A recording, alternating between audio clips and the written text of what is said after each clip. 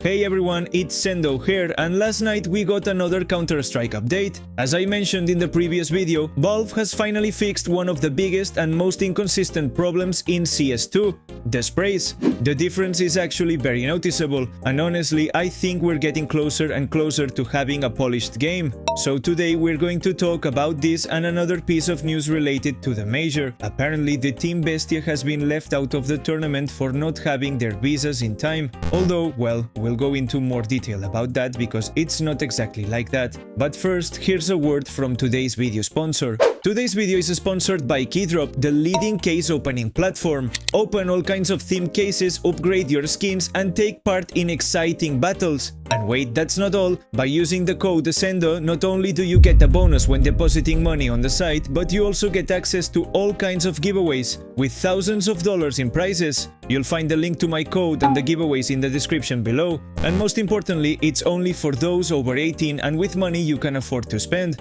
Always play responsibly. No fun, no game.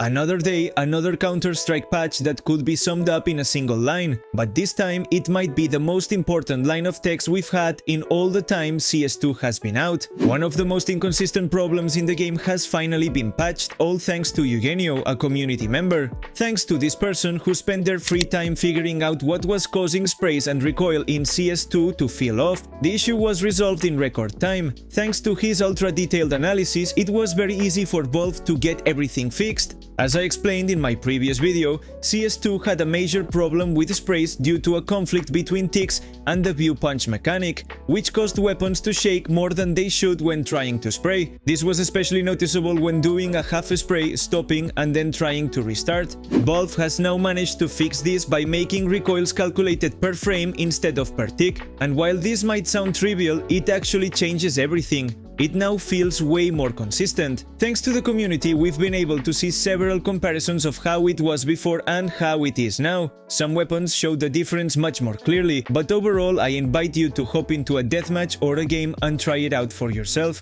That said, I do think it's a bit sad that with the millions of dollars Valve earns daily from CS2, they don't have a dev team capable of figuring this out themselves. It's almost always the community who finds the bugs, analyzes them, and explains how to fix them. But well, at least it's been fixed now, and all that's left is to solve some movement issues and animations, not to mention the anti-cheat, of course.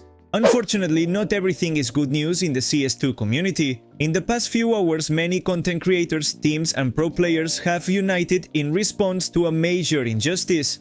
Yesterday, Blast.tv, the organizers of the Austin Major, which starts in 2 weeks, released a statement saying that the team BESTIA has been left out of the tournament because they couldn't secure the required visas in time. They'll be replaced by Legacy, a Brazilian team that lost 0-2 to BESTIA in the qualifier. If the story were exactly as Blast tells it, there wouldn't be any controversy. But the reality is that BESTIA has been fighting for their visas for weeks, and in fact all but 2 of their players already had the necessary documentation.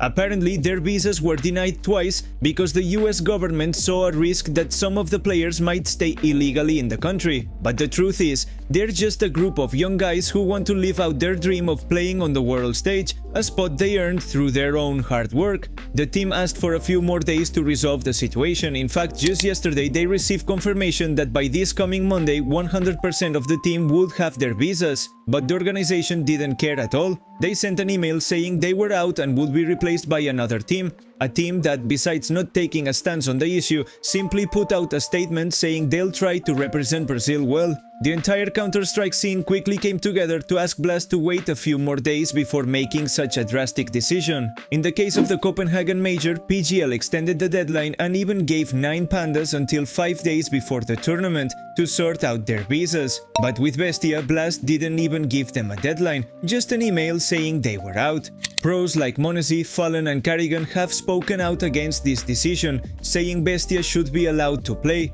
as have many other competitive teams, and even Onepixel himself. This isn't just about a group of guys missing the biggest tournament of their lives, it's about the entire community standing together against injustice. Honestly, I hope this situation can be reversed and that Valve steps in, because if the team will 100% have their visas by Monday, there would still be over a week left before the major begins. Plenty of time to travel and get ready.